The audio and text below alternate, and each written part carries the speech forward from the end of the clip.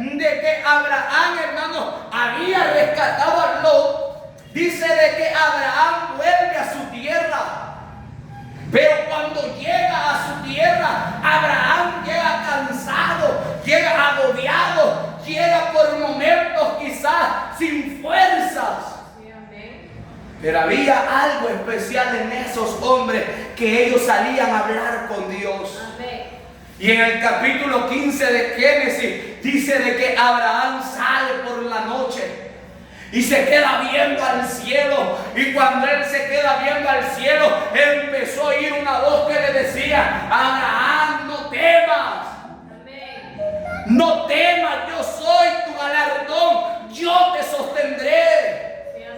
La palabra de Dios estaba a tiempo a esos hombres. Y cuando Dios se les aparecía, aquellos hombres, hermanos, no perdían la fe, no perdían la esperanza de lo que Dios les había dicho, se iba a cumplir.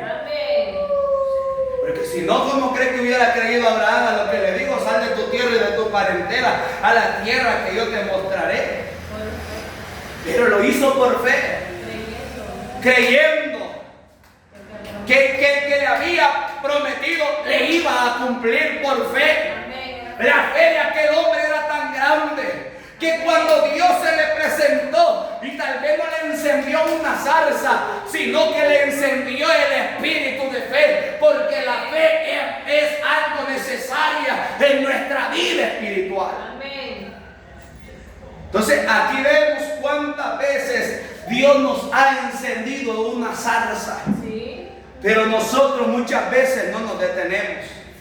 Hay hombres, hermanos, que Dios les hablaba. Un hombre dice que iba en el camino, iba montado en una asna. Pero aquel hombre iba tan soberbio. Aquel hombre iba dispuesto a maldecir al pueblo de Dios. Porque en estos tiempos, hermanos, el hombre se levanta con un gran odio.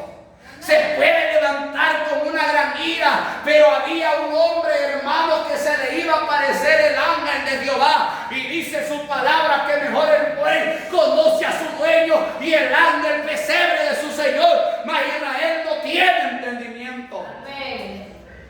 Porque allá iba aquel hombre todo soberbio montado en el ángel. Pero cuando Dios se le apareció, dice que un ángel se le aparece al asna y el asna se detiene. No avanzó más porque ahí estaba la autoridad. Y aquel hombre empezó a golpearle y la golpeaba y la golpeaba. Le empezó a herir, tanto es que el asna mejor se tocó y lo golpeó contra la pared, para que me entienda. Cuando aquella asna, aquel hombre se cae y aquel hombre se levanta y le dice: si ahorita anduviera espada te mataría. Y ahí es cuando el asna habla y le dice: ¿cuántas veces te he cargado?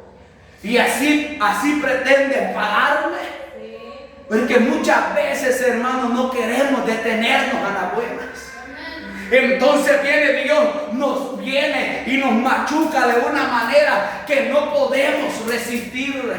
Entonces fueron abiertos los ojos de aquel hombre por momentos, y cuando fueron abiertos, aquel hombre empezó a ver que para mejor el animalito había entendido. El creyente tiene que ser una persona entendida. Aleluya. Tenemos que saber cuando Dios nos habla en nuestra vida. Aquí no se trata de que Dios va a decir una cosa y mañana va a decir otra. No, aquí se trata que Dios va a hablar y habló. Y lo que Él habló, así se ha dicho, dice su palabra, y así se cumplirá. Por eso es que decimos voz de Dios y no de hombre.